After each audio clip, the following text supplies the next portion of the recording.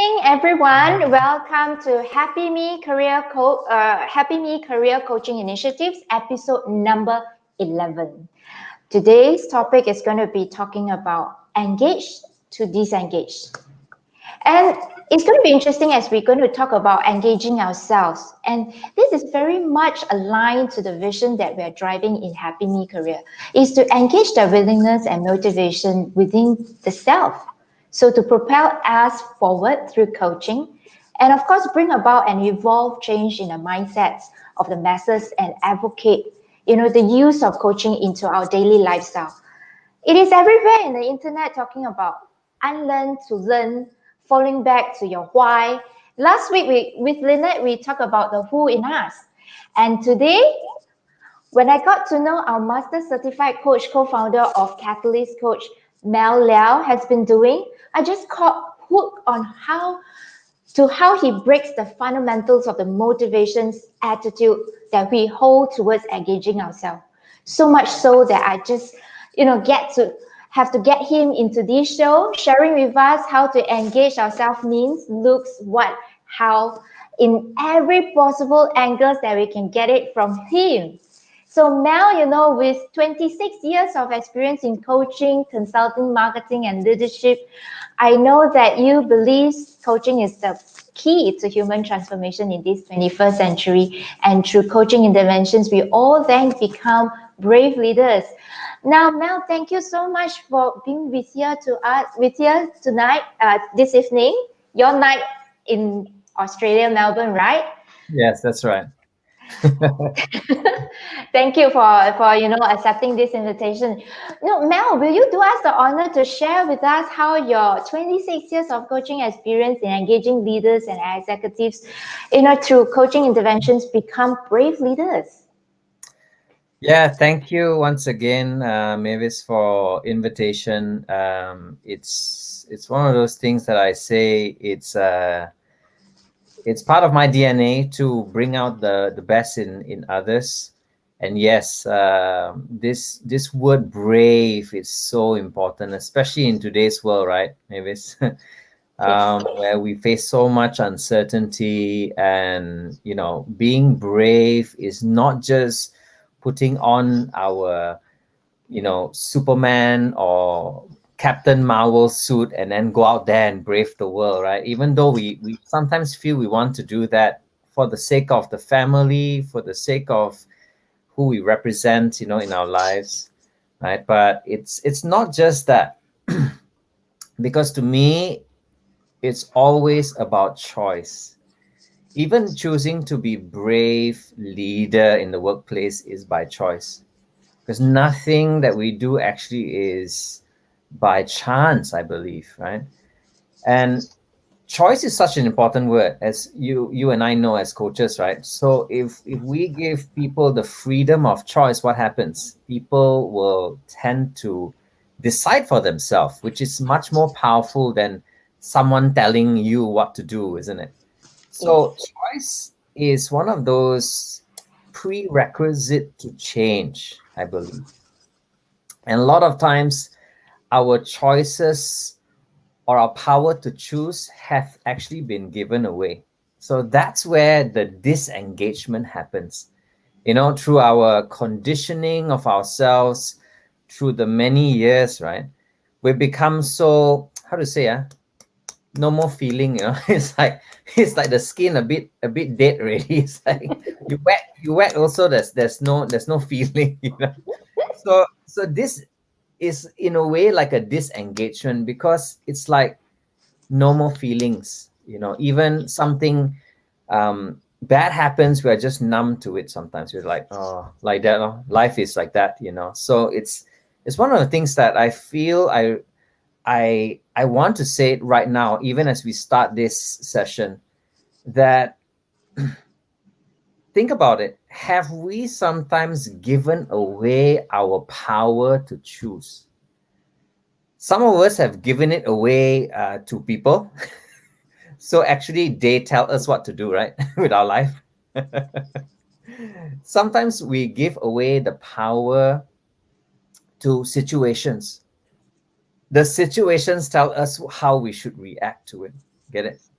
So this is the whole phenomena of that free choice that's been given to us. The question is, are we making that choice to be brave, or are we by default getting stuck into that mode that we are so comfortable? And mind you, one of the important things of what our brain does, right, Mavis, and you know it, it's an operating system, right? But this brain has only one key function. I'm going to make a pause here. Can you guess what it is? I know it's a live show, right? What is the brain's key function, right? Hmm. It is Well, to keep you and I safe at all cost. All right. So the yes. brain will actually protect you and me, right? It will tell us, oh, danger, danger. Oh, don't trust this person. Or, oh, be careful. Oh, this situation you've gone through before, so don't get caught into it. You know what I mean? In the workplace, it's like, oh, this kind of people will do this to you. Remember that. So the brain just connects to all those experience that we have gone through and help us and keep us safe. But if it does that all the time, what happens? It removes that need to be brave. We don't have to counterbalance our brain. Our brain will act as a automatic response, isn't it? It's like fight, flee, right? Freeze, right? You just don't move, right? It's like, oh, don't move, don't breathe, too scared, right? So it's a constant thing. And yeah, one of the things I always say is, can you actually overcome that brain of yours, right? Can you kind of like um get over that default mode that is already stuck as your programming system? If this happens, and then this happens, and then you say this, and then this will happen. Get it? So when we're able to actually interject with choices, and that's the power of it. When we can interject with the choices, and I'll talk more about the types of choices, right? Then we can choose to be brave versus having given that power away to circumstances or even our brain. That's how. Right, Mel. It's very, I mean, it's very interesting when you talk, when the moment you say about choice, Yeah, and then how you connect choice to the mind, how the yeah, brain works, right? The yeah, mechanics of it. So many a times when I agree, Mel, that when you once said about the brain having to tell you exactly the fight, the flight of, or even the freezing moments, yeah, right? And it presents even more, during this COVID-19 pandemic, we have extreme events, yeah, catastrophic kind of events, calamities or whatever, Mel. So people are lost to how we engage ourselves, and this yeah. just presents so real. Now, when you say about choice, when you say about mind, then why do you think we are still lost in terms of getting lost, during these situations when such events happen, such an extreme event happens? Well, I want to introduce this thought to everyone out there. Right? Are we triggered by something outside of us, or are we triggered by something inside of us? What do you think, Mavis? I'll ask you first. Are we triggered by something outside of us, or are we triggered by something inside of us? So I think when you said about choice and the mind, right? So the mind works wonders, as we know. Yeah. So I believe that both the external, but the external will present more triggering effects than the internal. Am I right? Yes, of course, but remember, it is a trigger to something that is inside already, right? Mm. If you already condition your mind to react in a certain way, then that's when you say, why do you think we're still lost? We're lost because we're lost. Full stop. With or without a pandemic, people are already lost. Get it? They don't Right. they don't stop to think where they are. They don't stop to think what they want. They don't stop to think what they dream to be, right? They're caught up already in the cycle. So when you and I are caught up in a cycle, and then suddenly you imagine we are just rats, right? Running on that circular thing, right? Running. And then suddenly, have you seen rats? When you come near the rat or the guinea pig will stop, they're like, look for you for a moment, because they're wondering why you're doing so near me now, right? Because they never see you the whole day. Suddenly you're like, hello, hello. And then what they do after that, they forget about you and then they start running again. Right? So that was a trigger. The trigger to stop, right? It's like, why you looking at me? What should I do now? Okay. Okay, he's not attacking me. Okay, let me continue running. So it's it's supposed to be a joke, a laughing thing. Yeah. But there is a lot of truth in it, because the truth is we are constantly running. And our brain actually constantly running, constantly absorbing, right? New things as we scroll every day. Every day we're educating ourselves with new things, right? Scroll, scroll, scroll, scroll. That becomes habitual, right? The scrolling is also cycling round and round like that. So it is a constant, which means what? We are already stuck and lost inside ourselves, but we don't stop to think otherwise. We never stop until a calamity hits, until something hits like COVID. And it hits, and then we're like, oh, wow, my life was like that. Oh, and then we respond to it. So, like what Tony Robbins said, right? He speaks about the certainty, uncertainty, the different needs, right? So for someone who has a need for certainty, right? What happens? Their whole life is just certainty, right? Yes. Until a trigger comes, right? What happens? It will rock you what you already are at. You're already just looking for certainty. When you just look for certainty, what happens? That means you and I have a blinker on, and we're just constantly looking for certain things, and we're avoiding the opportunity with uncertainty. Can you get that? Mm. When you and I avoid that, what happens? Whether the trigger comes or what, we are already avoiding it. Now, when the trigger comes, then suddenly we have no choice but to face it. Get it?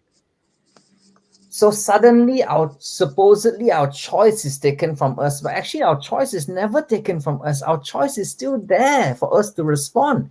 It's just that a new thing came in, and suddenly that uncertainty takes over the certainty or covers the certainty. Let's say the certainty is here, right? We'll just keep on every day looking at the certainty. And then suddenly uncertainty can be like, we forgot behind already, right? We forgot there's a certainty behind it. And what happens is we are then triggered by this in front of us. Mm. And that throws away everything, right? So suddenly we are forced to react to the outside force. The question is, if inside us is already a problem before the pandemic, then it only quickens the problem. Oh, Ooh. a bit sensitive, right? It's like, Mm. if already the Maslow hierarchy said you were always just looking at money, physiological needs, right? Suddenly, when the pandemic comes, then it just quickens it and it explodes it wider. That's all. That's all it does. It amplifies it. It maybe, yes, of course, distracts us from whatever it is, but we're already maybe just looking myopically in default mode disengaged with our life already before then already. So things comes and it just plays out what's already been there in the undercurrents. Wow. Mm. Wow. That's why when I work with someone, Mavis, right, I often start from the inside out. Inside out. Stakeholders will say, oh, I want you to coach someone based on their extrinsic nature, right? The behavior, right? It's like, oh, leader, not very good at connecting with their people. So that's extrinsic, isn't it? And we're often brought in because of an intrinsic need, but we're often come in to work on an intrinsic need inside out. So I'll give you an example. In the first chapter of my book, Engage, which will be launched really soon, I just don't know when, right? It has been somewhat delayed because of the pandemic, okay? Again, by choice. I'm not making an excuse, by choice. The first chapter is called Engage Your Vision, right? Now, I put this as a challenge. If a person already doesn't have a vision, then anywhere also can. I'm using very colloquial language. Right? Yes. It's like when you ask people, hey, where you want to go and eat? Anywhere lah. But anywhere gets us nowhere actually. And then worst off, right? They bring us there, right, to eat. We're like, ayo, why you choose this? Why didn't you go the other place? But you said anywhere. Same with our life. We laugh at those kind of things because it's so real, right? But it's exactly like our life. If we don't engage with that vision of where do you and I want to go, right? That is a vision. Vision is that, right? Where do you and I want to go? Then anywhere is possible. And if anywhere is possible, then what do you think? Are they lost already in the start? Yes. Yes. Most probably. Yeah. Precisely. I think you have touched on the very trigger and I would say very sensitive where it just made me like you go right deep in that we are already even disengaged ourselves in the first place. Yeah, exactly. Right, precisely. That's why it explains very well that why are we still lost. And we talked about a little bit about in 2 episodes ago, we talked about manifesting the happiness in us, and we talked that we must be happy ourselves first. And when you talk about the treadmill of the rats and the hamsters, treading along, and it just triggered me on the spot like now. It says, like it or not, it always happens and it will happen because it's a repeat cycle. And I always tell my clients about that. And I believe you also tell a client, whether you like it or not, it will repeat yourself. So now then, what do you think, Mel? What is that sustainable model, I would say? Can I put it that way? What is the sustainability model that we can actually draw out for us to keep us going, to engage ourselves actually? Very good question. My book will have a lot of the answers, but I can't wait for your book, Yeah, I'm not trying to do a shameless plug here, but it's true. I have 12 chapters in the book, and every chapter engages us a little bit more on some area, right? So as I said, the first one is engage your vision. Then the other chapter is engage your why, engage your this, engage your that. So it's all about that. But to come back to your question, is there a sustainable model to keep us going? I make it very simple, and I don't like to use too much jargons, right? So I'm just gonna say it as it is. This is what I say in my classes, in my coaching sessions where I train future coaches and all that. I often say this: human beings, all of us, are meaning making machines. Okay, triple M, 3M. So my name is also M, right? Mel. So we have 3 M's. 3 amps. Oh, should we get away? It's a reverse camera. Okay, 3 amps. We are all meaning-making machines. Okay, think about that for a moment, right? Which means what? Everything that you and I go through, actually nothing is good, bad, ugly, disastrous, whatever we want to say onto it is a context that we put on something. True or not? It's Oh, yes. it's a meaning we put on something, right? So when you and I say, I don't like that, right? Or I prefer this. What are we saying? We said we put a meaning onto that thing or person, right? And then that thing now has a charge on it, a charge, CHARGE, charge. It's like the battery, right? Positive, negative charge, right? Suddenly that thing may have a positive charge or a negative charge on it. Think about it for a moment. Right? So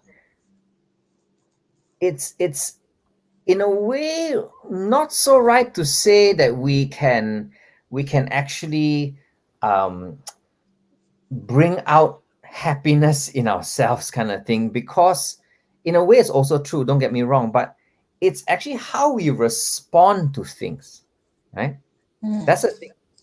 That means if we are already pre-existing in conditioning that we are so against running a business, right? There's some people, they'll say, I will forever be employed. I will never, because this is HappyMeCareer, right? I will never be an entrepreneur, right? You heard people say that way, right? Why? Because they already put a meaning, right, onto that thing called business. That means business means what? Business is painful. Business will lose money. Business will break up family. Business will. Can you see that connection? Right. Yes. Perfect example is my father. So when I know it's a live show, but it's okay. My father won't see this recording. So when I started out as an entrepreneur, right? First advice, my father said, son, I need to talk to you. I said, okay. Then he said, business is tough, I said, okay, then it's tough. And it's very hard to make money, Okay. Okay, very hard to make money as well. And then some of your relatives are not successful. Remember not? I said, yes. And then some of them and so the story went on, it's like the story of business, anybody touch business, what happened? For my father's mind, it sure cannot one. Sure will fail. So what does that mean? He has put a charge on it, an energy. That's what we call these days, right? An energy. So try out this situation. Everyone listening today, try out this right now. Think about the most difficult situation in your life right now. Same with you, Mavis. Maybe I'll ask you the question. So think about the most difficult situation in your life right now, right? The next thing I want to ask you is, what words do you attach it with? Right? The situation, the difficult situation. What words come to mind quickly? Just name me 2 or 3 words. Maybe don't say the context. It's okay. I don't need to know the context. What words come with this for you? Pain, cry, Wow. and Wow. how to get out of it. Exactly. So run away. This is the flight. We talk about it just now. Now, just for a moment, everyone listening and including you, Mavis, if you close your eyes, think of that situation again. Now, if you remove that word pain and reattach it with this word gratitude, how would that make you feel about this difficult situation now? Now you can open your eyes. Wow. right? Suddenly you try to think of maybe there's a lesson to learn. Huh? You see, your brain goes that way. You see, when you attach it with a different word, right? Gratitude, something you can be thankful about, because the word is something that you can be thankful. So you start looking for the thankfulness in the bad situation, because if example, if I said you lost your job through COVID, example, which is real, huh? Mm, Very real. mm, Many mm, people lost their jobs during COVID.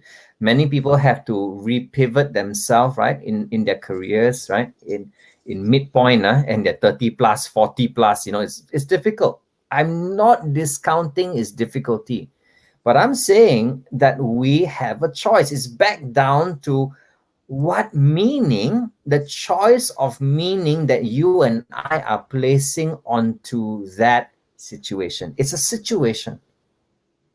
It's not our whole life is a problem. Our whole life is not a problem. The situation may be a concern, true? Right? mhm, And when mhm. you look at the situation, and then if you even attach the word from gratitude to opportunity, wow. Sunny, when you think of it, it's like, actually, there are a lot of opportunity. I could be doing something that supports people, right, in the difficult situation. So suddenly our options become a lot more. You see, we have been conditioned. And the sad truth is we often have been disengaged by our default nature. Really. So we actually like remove the charge already. So we are actually running on battery, empty, going empty soon already. We've disengaged ourselves already. So what happens? We start getting lower and lower. We start not even believing in ourselves anymore. We start doing all those things that may actually, yeah. So I just love the way to change this thing. Like if I say in this world today, even the word happy, it's a commodity. You realize that Mm, happiness is a commodity. Some people buy happiness, true. yes. People are conditioned in their ways, like coming Christmas, right? So children already conditioned already. It's I will be more happy if you buy me that one. True or not? True or not? It's I'll be less happy if you buy me this, but okay, I'll be happy also lah. But I'll be more happy if you get it. So suddenly our brain is related happy, the word happy, to what? To how we consumption. Can you get that? Versus changing the formula from happy to what? Imagine, just think of it for a moment. Happy equals what you leave behind. Happy equals your gift Mm, to someone else. Oh my gosh. Winston Churchill says this, and I'll quote him. He says, "We make a living by what we get. We make a life by what we give." So you see, it's the meaning of it, right? If the meaning of happy during Christmas is getting super nice presents, then people have now think a condition that this is the only way to happiness. mm, Versus if we say if happiness during Christmas or any other day is to give it away, whatever it is, give your time, give your love, give your attention, give your coaching, give anything that you want to give. Suddenly happiness is bountiful, and it's that's what they say, it's better to give than to receive, and it's true. It's like a blessing, right? We can be it's an opportunity to be able to give out there. Yeah. So those are my thoughts, Mavis. very good. No, Mel, you have just pointed out in the very end of your message. It's about conditioning the mind, right? It's how it's so beautiful. You have connected how we create the sustainable model that I wanted to, craft out or draft out from you, right? And it points out is the conditioning where we contextualize most of our situations. Yeah, And that's true. planning statistics have shown that a lot of us draw energy from being happy. Researchers have shown that 80% of us, or most of us, are drawn to negativity Yeah, connotations of everything that we've experienced, yeah, right? And we talk so much in coaching, for me at least. I will dive into the who and then the why to identify the root cause of mm, what's this individual's objective for that coaching sessions. yeah, So now coming back to having to condition the brain, turning the contextualization into a positive energy. yeah. Do you think engaging the who and the why becomes the primary focal point of the whole entire thing in engaging yourself? Um, in some ways, I agree. Yes, there is definitely merit of understanding the, I call it the identity and then the purpose. So the who is actually the identity, right? Is the questions like, who are you? Who are you called to be? These two questions are just, wow. It's like it can make you sit there on your spot and think forever, right? Who are you? It's like, wow, what kind of question is that? Who are you? Because if you ask me that, I can say, I'm a son, I am a brother, I am a husband, I am, wow, so many, a father, I'm a coach, I'm a this, I'm a that, right? So there's so many layers of it, right? So the answer is yes, of course. It's part of the puzzle. It's part of all of that. And knowing that identity first is very important.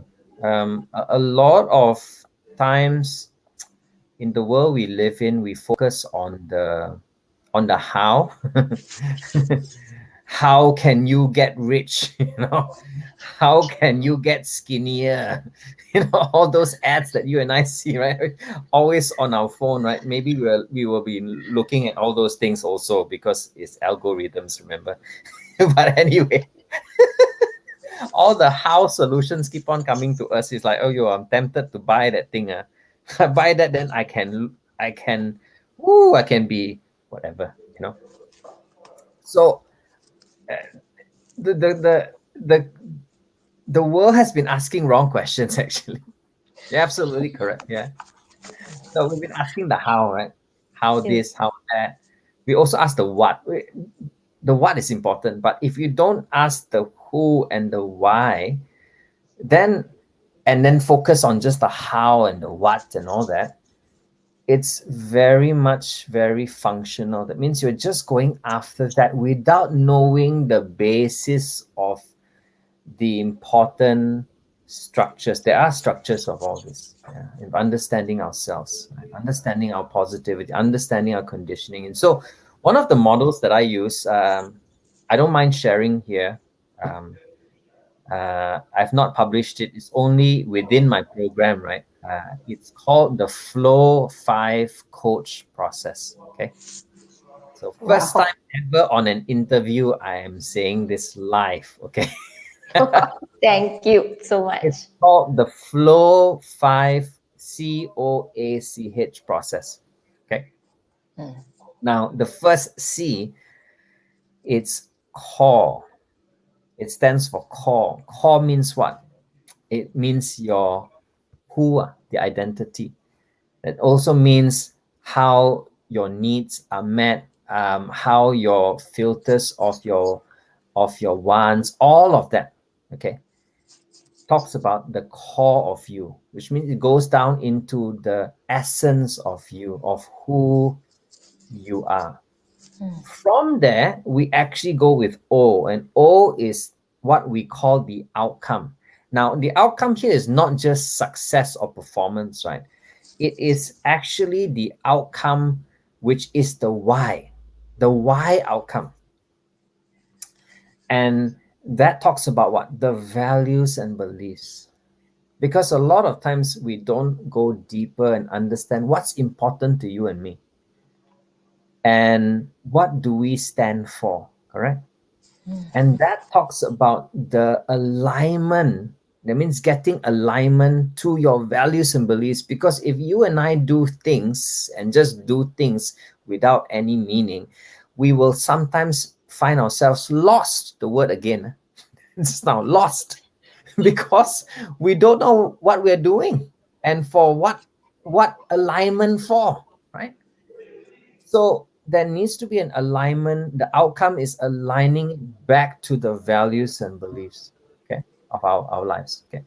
Then the A is actually awareness, which means clarity. Clarity about what? Clarity about the whys, about the motives behind why you and I do something. Right? You and I won't do something unless the why is clear. It's just like I may not be on this show if the why wasn't clear. But the why is very, very clear for me. I want to be on this show for a few reasons. One is because I know you, Mavis. You're a very nice person, right? I love to work with very nice people. Okay. Thank you. Thank you, Welcome. Mel. Yeah, and it's the value again. It goes up again, right? It goes to the value that you bring. The alignment with the values there is I have my own show, you have your own show. So we're giving this to the world, right? It's like, why are you doing all that? It's the alignment of that. So I'm moving back up again. And then it talks about the who we are, isn't it? You get it? The flow so far, right? Um, and then from the clarity of the why, then we move on to the next C is connection. And that connection connects us to all those things, the when, the where, and everything, right? The skill sets needed and all that. And then the last one, which I call H, the high point. And that high point here means how we behave and how we reflect about things. Because it's not just how we behave, but how we also reflect over it. So it's the flow. That's why it's called flow 5. So that means it flows from the who, then it goes down and find out what's the most important thing, and then it aligns with the why, and then it goes on to the what and when and where, and then it flows down to the how, and then it flows down to the reflection, which is how come actually. Right? And then it goes back because the flow continues. Once you go through that flow, you go back again to asking yourself, now, who have I become now? Right? Every level of the time and every year that passes, you and I will say, right, after the year has finished by December 31st this year, Mavis, you will also ask, who am I becoming? Who am I becoming after this difficult year? True? So suddenly it's all linked back again. And I thought I bring that in, Mavis, to in some way agree with your point, but also to add on the who, the why, but also to add on that the others are important to help with the cycle of getting to understand what we are engaged in. Yeah. Nice. I was just hearing your points and I just got very, I would say, captivated and very into your conversation, right, Yeah. Mel? And Mel, it's so often that when I reflect on how we started this conversation, this show, Yeah. about 40 minutes ago, and then we progresses into what we call as the clarity of the awareness of the who and the what, the focal point of the who and the why, the vision. And Yeah. now we talk about, how you contextualize that brain of yours Yeah. into your primary focal point. Yeah. And now, when you touch the last H, which is the high point, Yeah. I so much wants to know, right, that we so often talk about I learn to learn, Yeah. reverse engineer the learning, the learning process relearn everything from base one. And I remember having this conversation with another fellow coach, and we said one very good question with each other is, can we unsee the things we've seen? Mm. So, Mm. do you think, to what extent do you think this is true when it comes to unlearning to learn and relearn that helps us to realize the potential of ours when you talk about high point reflection? What do you think of that? Um, Definitely, it is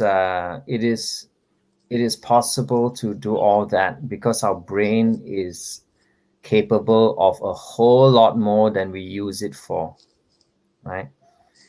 Um, let me just capture the point here. Learn or learning, right? As we all know it, we learn in different ways. Let me just first say, right? So when you say, can we unsee the things we've seen? The answer is yes, but the answer is also no, right? Because we've already seen it, right? Like if you've seen something, that means that picture has actually been transferred as an image into our brain already. So the only thing is whether it has any meaning or not, right? Mm, Talked about that, right? yeah. So one part of learning is exposure, right? Especially when we have younger kids, we like to expose them to different things, right? Remember, it's like, oh, we've got cards, then different techniques, lah. Okay, there's the red card, the black card, the white card, and all this, those different type of techniques when your kid is a little toddler, and then they're looking like, oh, they're supposed to imprint that card in their brain already, So it's many different techniques. Okay, I won't talk about that, but in a way, it's saying learning by exposure because we're exposing the baby with many things. Right? Even when we don't do that, the baby's already learning by exposure. True. Mm, They've got senses, right? They hear correct. things they cannot unhear anymore, like fights of the parents. And they see, and then they hear. They're like, "Oh my gosh, why my parents fighting again?" It's very loud. I don't know. It's called fighting, but this is something making me very scared. And they don't know what to say, right? They don't know what to do, right? They just look, and then they may just stop you from fighting, and then they cry, "Rah!" just to get your attention. Okay, so that's one moment. That is learning by exposure. The other one is learning by reinforcement, right? Mm, So that means reinforce, reinforce, reinforce. That means the same thing. I do it 20 times, reinforce. And that's how you and I learn our maths, right? Remember that? Our maths times table, right? It's so important. 8 times 7, 56. You know, remember that? I don't know whether yes. you had that, lah. But in my household, right, it's like got a cane on the side on it. It's like, huh? You say wrong again? Right? So the reinforcement is I don't want to be hit, right? So better learn properly. So that's the learning by reinforcement. And then what we talked about early on, the word is choice. Mm, Learning by choice. And today, a lot of times people have choice, right? We can scroll and learn what we want. YouTube can teach you everything, but you cannot learn everything, right? So you only choose what you like to learn, right? And then the other side of it, just like learning by reinforcement, is learning by engagement. mm, Because when you have choice, but if you choose something different, that means you're choosing not to engage with something. Get it? But when you choose something by choice, you want to learn something, and on top of that, you are engaged with it, that's the power of learning. Learning happens because we start to engage it, not just because we choose it. Like, for example, if I say I want to learn how to play the guitar, right? It's by choice. I want to learn. So I go out, I buy a guitar, right, of my choice. I'm so happy right now, right? So I look good, right? In the mirror, it's like, I can be like Ed Sheeran #2, right? yes. But then suddenly it's like, I don't want to engage with the guitar because I just want to put it there. It's like, looks nice on you. So when people come by, I'll be like, I can hold it and then talk lah, have a conversation over coffee. I hold the guitar. It looks good, huh? But it's not gonna do anything. So it's about the engagement that matters, and I link it to all this. Again, it comes down. It's very funny. I link it to 2 amps now. Just now got 3 amps. Now there's 2 amps. And what are those? And the 2 amps is this: everything needs to be meaningful, and it matters to you and me. Hmm. When something, even a learning, is not meaningful, it won't matter. Sometimes it can be meaningful and also don't matter. It has to be both meaningful and it matters. And I'll give you an example, because your question there is about helping people to realize our potential, right? The potential of people, right? So I give you this quote. This quote is a famous quote by this American football coach named Louis Holtz. Okay, very famous one. So he says this. I'm going to read it for you. There are 4 things we all need in life. Don't worry, I won't ask you what it is. I'll tell you what it is. We all need something to do. We all need someone to love. We all need someone to believe in. And we all need something to hope for. Okay. Now, I'm going to bring the context home to linking it to our potential. Okay. The first one is something to do, right? So which means what? When I tie it with the 2 M's, right? Meaningful and matter, right? Correct? Yes. That means we all need to do, right? Do what's meaningful and what matters. First one. What does that mean? That means it's not just a profession. It must come with passion. Because meaningful profession, right, has to have passion. Then it matters. Okay? So do what's meaningful and what matters. The first one. The second one is we need to be with someone meaningful, not just with anybody, right? We want to be with someone meaningful and who matters to us. True or not? Yes. Right? Because if I say, hey, Christmas, go and spend Christmas with someone else, not your family, maybe it's like, huh? What? Xiao are you? Why Christmas is so intimate, supposed to be? No, go and spend it with someone else lah. You know, your friend who you never seen for 3 years. Not. Because it's about love and connection, right? Be with someone meaningful and who matters, right? The third one is you need to believe in someone or something that is meaningful, that matters. Wow. Think about that.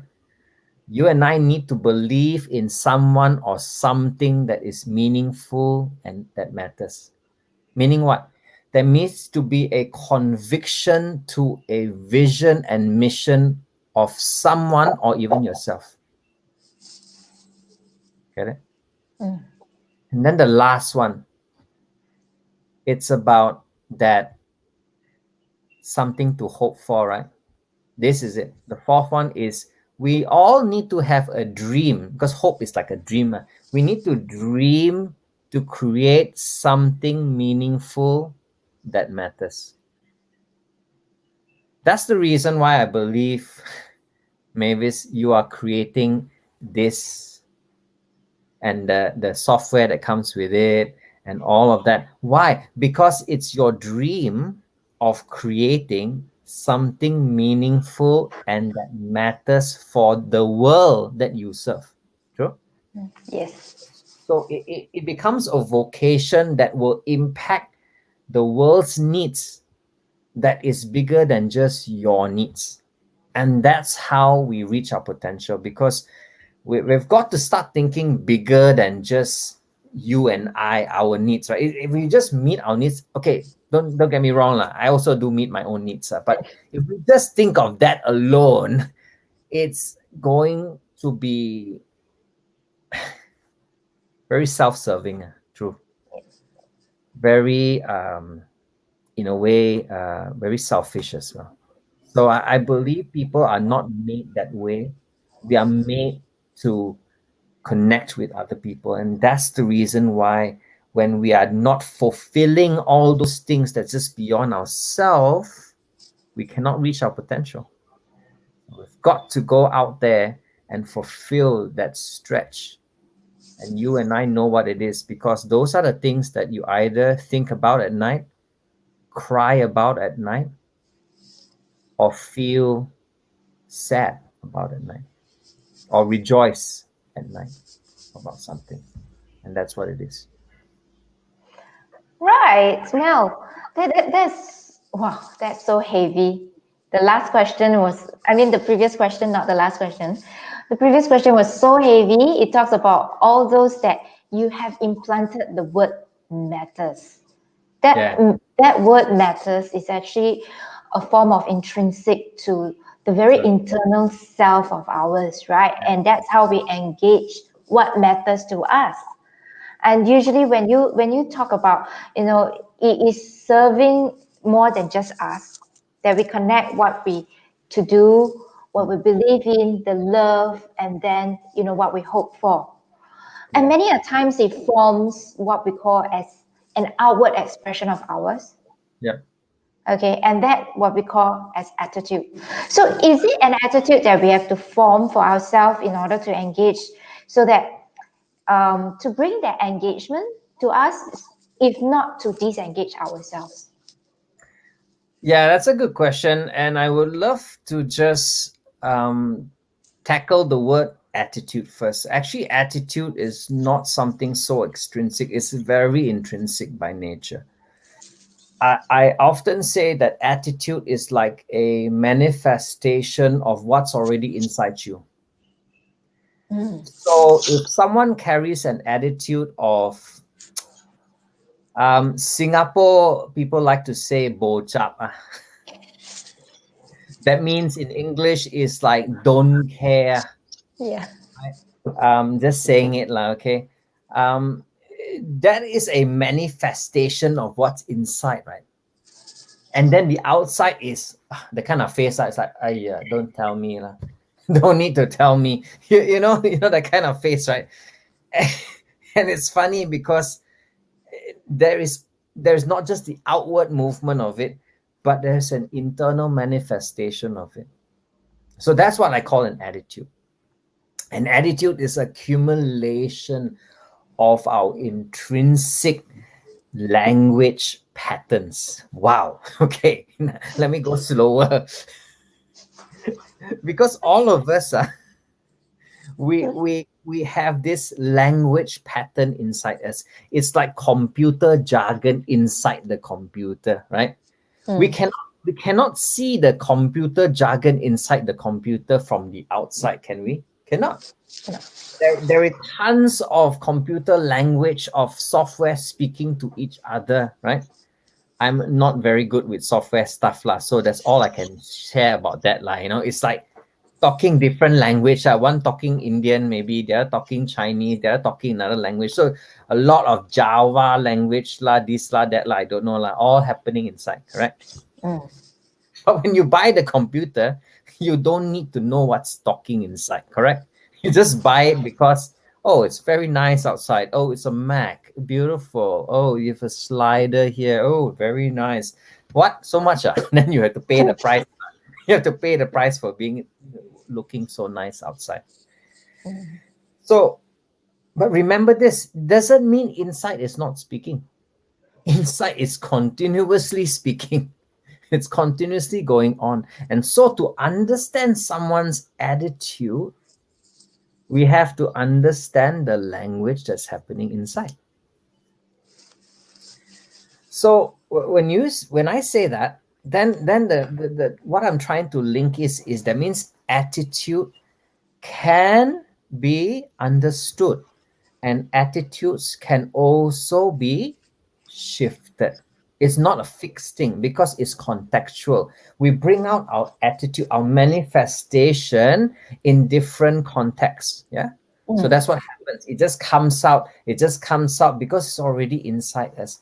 Now, the thing is this: when we are very negative about things, okay? So now this is coming to the disengagement. We already pre-decide that we cannot do something or we don't want something. So that's already a disengagement over something, true? So we say, I cannot be like this. I cannot be a good coach. Let's say it is. Okay. Oh, and I have many people like that. I'm sure you faced people like that, right? They're going through coach training and they're finding, oh my gosh, so difficult to be a coach. I thought just memorize the questions and then just ask questions only, and that's it. But there's so much more than that. But this, right? When you recognize this, what happens? It's going deeper than just understanding what's in the surface. And this is what it is, right? So when we understand that this negativity that we've already put in place, right? We cannot want something. So what can we do? We can do something about it, because remember I say attitude is contextual. That means we can manifest something else. It also means that we can choose, back to choice again, we can choose to manifest something different to this situation. Okay. And I like this word called reframe, and I think we always use that in our coaching. I may not say I'm doing reframe on you right now, Mr. Coachy, but we are doing it through the language that we use, right? To ask them, is that what you feel? What if you felt this way and all that? So we're helping basically this person, if you can imagine, this person that may have a negative attitude towards something. Imagine this: they are underwater. Right? Think about it. They're underwater. Underwater means what? Either Drowning. either they're a fish that love underwater, or they are really drowning. Because human beings cannot go underwater without breath, in a sense, for a long time. Right? Yeah. So which means they're already what? Numb to the fact that they've been underwater for a long time, that they're drowning and not asking for help. Can you sense that? Attitude is just a manifestation of the language within themselves. Within that drowning moment, they already say, die lah, cannot lah. I already die ma. What else is there? All the kind of attitude manifestation with the drowning, victimization. Get it? The victim mentality. So when they can see a benefit of that coming outside water, first you have to say, do you think you're drowning? Do you want to still continuously drown, and all those things? And once they realize that, hey, I have a choice to not drown? The answer is yes. You mean I have a choice to change my attitude? Yes. If you start manifesting new language, new narratives for your life, you can actually come out. And so to me, the reframing is very important on how you can bring out a person from where they're at. And they could be drowning, and some people refuse to be helped. I know that. I know it's because they're so, they may be already so despondent on their situation, so dire straits, and sometimes even a boat comes up, they don't want help, but offer it still, reach out to people still, and I feel that when they're ready, when they see the benefit of coming out of water, and that's the first step of taking them into the place they want to be, which is engaged. Wow, that last question was actually even much more heavier than what it is. Like from the start, we have talked about how you actually, make it framing of the contextualizing of the mind, Yeah. right? And how the word language actually helps us to reframe the whole entire connotations of what we are contextualizing the mind and gearing the mind towards. And it's about a choice. So if the choice begins with a choice inside us to Yeah. choose Yeah. and to choose the words that we live in that Yeah. contextualize the whole entire situation. And now that you talk about, an attitude is actually right within yourself.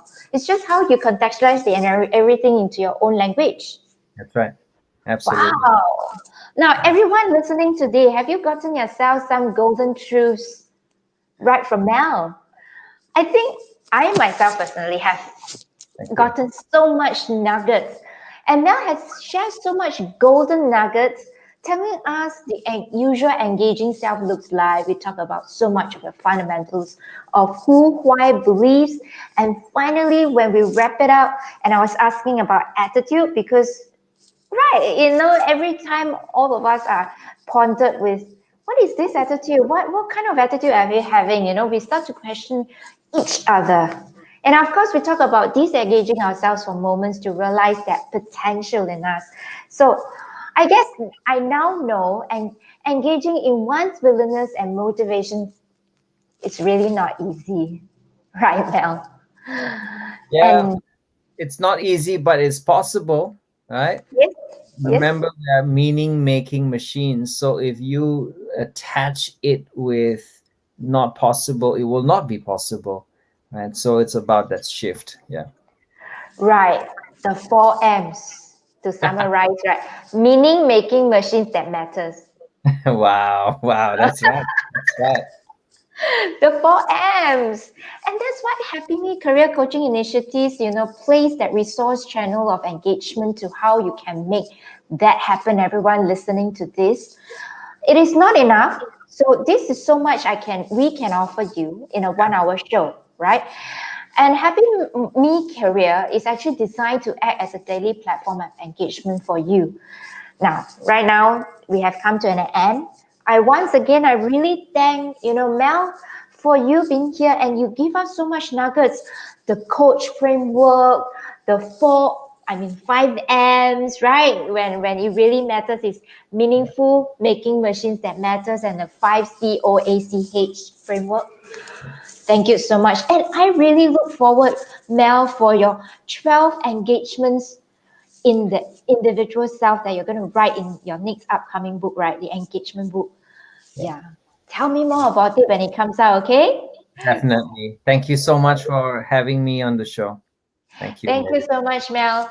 Now, we discovered the steps to success in disengaging ourselves and how we are going to disengage ourselves. Now, stay tuned to next week, episode number 12.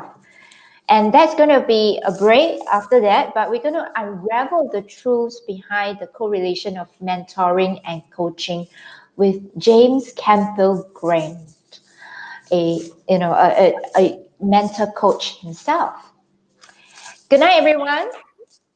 Thank you for taking time this evening and take care. Stay safe. Bye. Yeah.